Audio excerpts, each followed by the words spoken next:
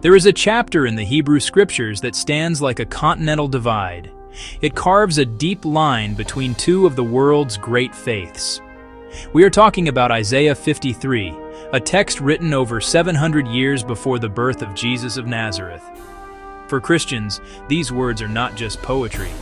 They are a startlingly precise blueprint of their Messiah's life, suffering, death, resurrection. It is a story of vicarious atonement, where one innocent man carries the sins of many to bring them healing and peace.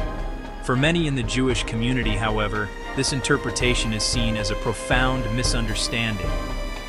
In contemporary dialogue, prominent figures like Rabbi Tovia Singer argue that the suffering servant of Isaiah 53 is not an individual Messiah at all.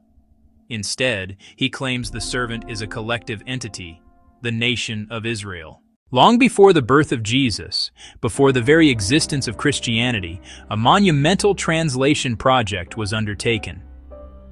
Jewish scholars in Alexandria, Egypt, translated their sacred Hebrew scriptures into Greek. This translation, known as the Septuagint, offers us an invaluable, pre-Christian window into how Jewish interpreters understood their own texts. The Septuagint translators consistently used singular masculine pronouns throughout the chapter, just as the Hebrew does. Our journey into the past takes us to the caves of Qumran, near the Dead Sea. The great Isaiah scroll, dating to around 125 before the Common Era, confirms that the passage we read now is virtually identical to the one read by Jews before the Christian era. Their other writings are filled with anticipation for messianic figures, including a suffering teacher who would atone for sin. Our next witness offers direct, unambiguous testimony. The Targums, Aramaic paraphrases used in synagogues for centuries. The Christian apologist, Sam Shamoun, argues that this view gained prominence primarily as a defensive measure. Where the Hebrew says, "Behold, my servant shall prosper," the Aramaic reads, "Behold, my servant the Messiah shall prosper." The 11th century saw the rise of the collective Israel view. The primary architect was Rabbi Shlomo Yitzhaki, Rashi. Rashi lived through the First Crusade in 1096, which brought unprecedented massacres of Jewish communities. His commentary was forged in the fires of anti-Christian polemics. By applying each verse to the nation's suffering and vindication, he created a hermeneutical shield. While Rashi and his followers were cementing the collective Israel view, a powerful messianic countercurrent continued to flow, most notably in the work of Maimonides.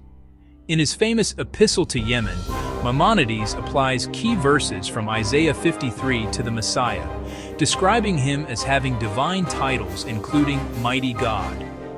The mystical Zohar painted a vivid picture of a suffering Messiah who atones for Israel's sins, directly quoting Isaiah 53 repeatedly. Many Orthodox Jewish scholars have openly acknowledged the historical record. They admit that the earliest Jewish sources did indeed apply Isaiah 53 to the Messiah. Rabbi Emmanuel Shoshay candidly explains that commentators like Rashi adopted the national interpretation in order to counter the Christological claims. This internal acknowledgement demonstrates that the historical case for an early messianic interpretation is not a matter of faith, but a matter of fact. The strength of Sam Shamoun's rebuttal lies in his refusal to let details be glossed over. He argues that the Hebrew words used are deeply technical, sacrificial terms from the Torah. This is where the broad strokes of allegorical interpretation break down under the microscope of linguistic analysis. Nasa, to bear guilt. Asham, guilt offering. Karet, to be cut off.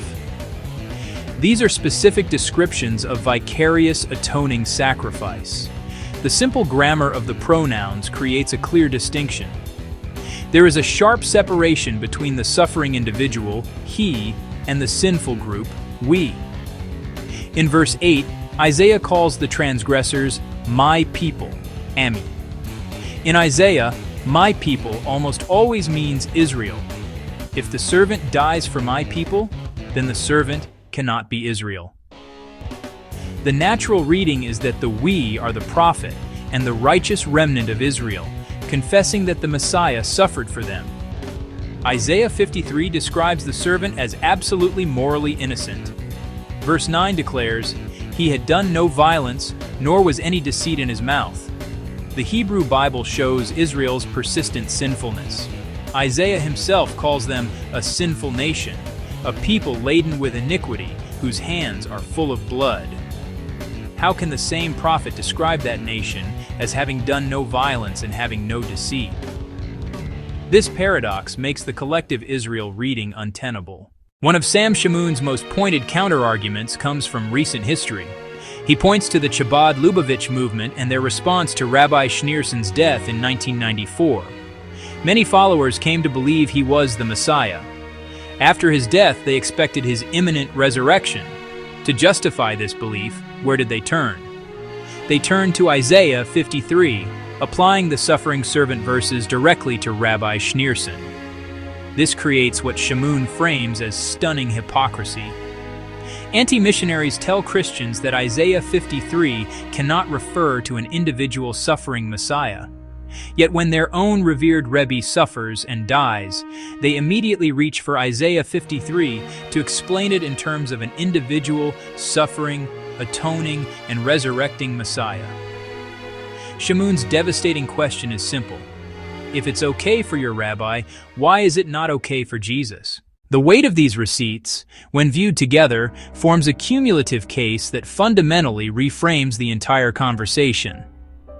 The historical record reveals that the messianic interpretation is not a Christian invention, but an ancient Jewish reading that was later suppressed for polemical reasons. Beyond history, the very language and logic of Isaiah 53 conspire against the collective Israel interpretation. The polemical battlefield has yielded little fruit. A library, where sources can be examined together in genuine inquiry, offers a more promising venue. True and respectful dialogue can only happen when all the evidence is on the table, moving from "my Bible says" to "our sages say." Sam Shamoun's call is ultimately to look at the receipts, to read the ancient sources for oneself and let the witnesses speak across the centuries. Isaiah 53 remains more than just a textual puzzle. It is a profound prophecy that extends a timeless invitation to look upon the one who was pierced for our transgressions. The evidence strongly suggests this servant is an individual, the Messiah. The historical Jewish sources confirm it. The language demands it. The logical structure requires it. The conversation is unfinished because it's not merely academic. It's a personal question every reader must answer. Who is this suffering servant to you? The receipts point to one man,